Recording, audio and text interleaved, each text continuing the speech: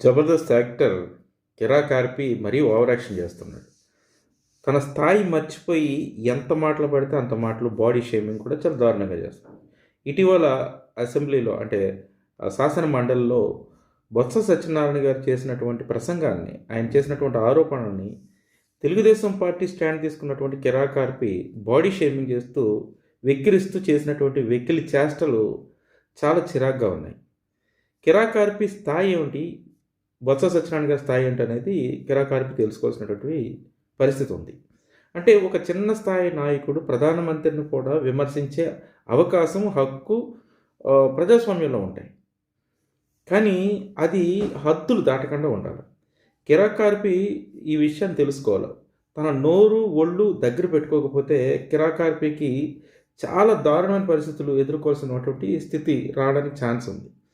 ఒకవేళ 29లో కానీ ప్రభుత్వం కానీ మారినట్లయితే ఫస్ట్ లిస్ట్లో పనిష్మెంట్కి గురయ్యేది కిరా కార్పియే. తర్వాతే అధికార పక్షంలో ఉన్నటువంటి నాయకులు.